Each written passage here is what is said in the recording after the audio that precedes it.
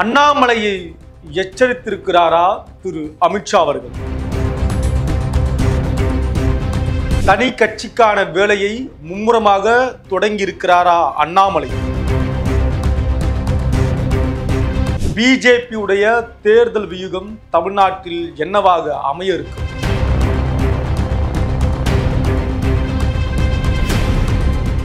ஆச்சி Royal gulab jamun packs ஒன்று வாங்கினால் ஒன்று இலவசம்.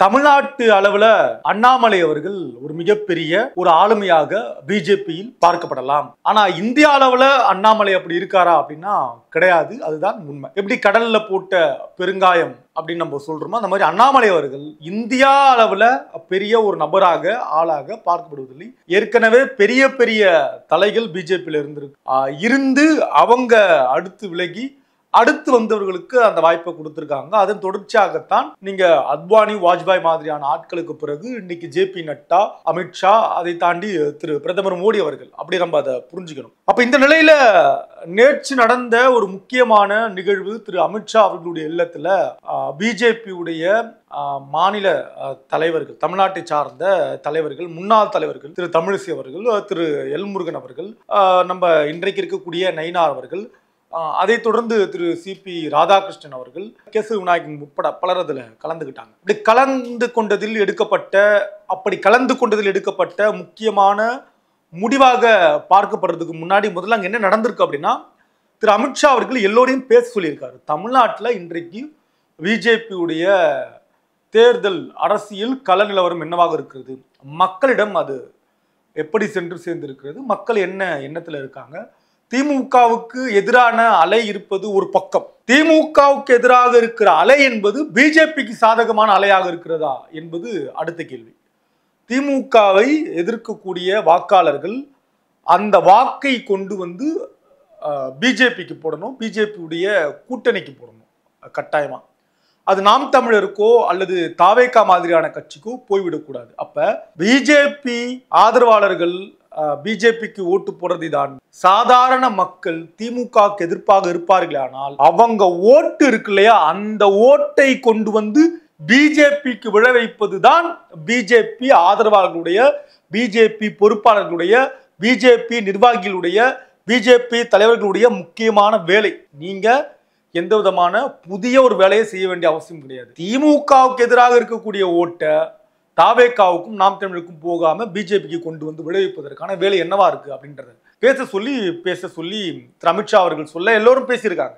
பேசிய எல்லோரும் வைத்த பிரதான குற்றச்சாட்டு என்பது அண்ணாமலை மீதான குற்றச்சாட்டு.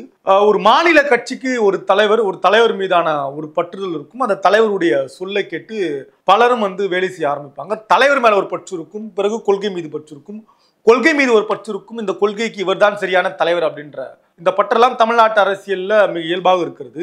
தெரிஞ்சோ தெரியாமையோ பிஜேபி செய்த ஒரு சரியான வேலை அது பிறகு தவறாக மாறியது. ஆனா சரியான வேலை என்பது தமிழ்நாட்டில் இருக்கக்கூடிய பிரதானமான ஆளுங்கட்சி, எதிர்கட்சி, மற்ற துணை கட்சி, எந்த கட்சியாக இருந்தாலும் பேசியே கட்சியை வளர்த்தவர்கள், ஆட்சியை பிடித்தவர்கள் அப்படின்றத நம்ம பார்த்துருக்கோம். அந்த வகையில திரு அண்ணாமலை அவர்கள் பேசியே, அது தவறாக இருந்தாலும் சரி, தப்பான தகவலாக இருந்தாலும் சரி, டேட்டா தவறாக இருந்தாலும் சரி, இல்ல அவர் பேசினதை செய்யாம கூட இருந்திருக்கலாம். ஆனால் பேசி பிஜேபியை தமிழ்நாடு முழுக்க கொண்டு போய் சேர்த்ததுல அண்ணாமலைக்கு ஒரு கிரெடிட் இருக்கு. இதை யாரும் மறுக்கவே முடியாது. அதை அண்ணாமலை மிக சரியாக செய்தார். நம்ம ஏற்கனவே சொன்னோம் இல்லையா, பிஜேபி செய்தது நல்லது, அதில் நடந்த தவறு என்பது அப்படி கொண்டு போய் சேர்த்த உடனே பலரும் பிஜேபிக்கு அண்ணாமலை தான் சரியான நபர், அதையும் தாண்டி அண்ணாமலை தான் சரியான நபர், அண்ணாமலை இருக்கிற இடம் சரியா இருக்கும் அப்படின்ற அளவுக்கு உருவாக்கிட்டாங்க. இப்ப அண்ணாமலைக்குன்னு ஒரு ஃபேன்ஸ், ரசிகர் வட்டம் இருக்கு, ஆதரவாளர் வட்டம் இருக்கு, ஒரு தொண்டர் வட்டம் பிஜேபியில் இருக்கு.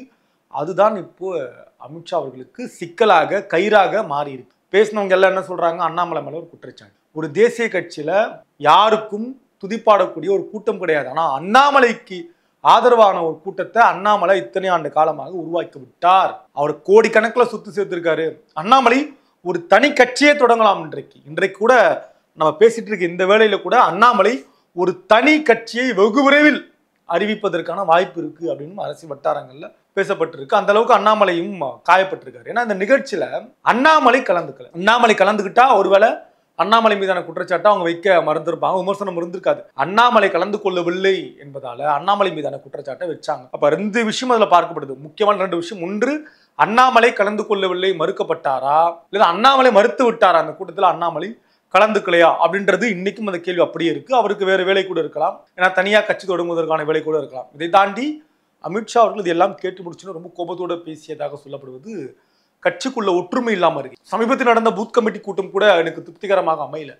பெருமளவில் இளைஞர்கள் வரல, பெருமளவில் 40-50 வயது உட்பட்டவர்கள் வராம 60-70-80 வயது உட்பட்டவர்களை கொண்டு வந்திருக்கீங்க. இதற்கு முன்னாடி அண்ணாமலை இருக்கும்போது இருந்த கூட்டமும் இப்ப இருக்கக்கூடிய கூட்டமும் கூட பெரிய அளவில் மாறுபாடு இருக்குன்னு மிக நேரடியாக திரு நயினார் நாகேந்திரனுக்கு எதிராக முகத்துல அறைந்தபடின்னு சொல்லுவாங்களே, அப்படியே அமித்ஷா அவர்கள் பேசியிருக்கிறார்.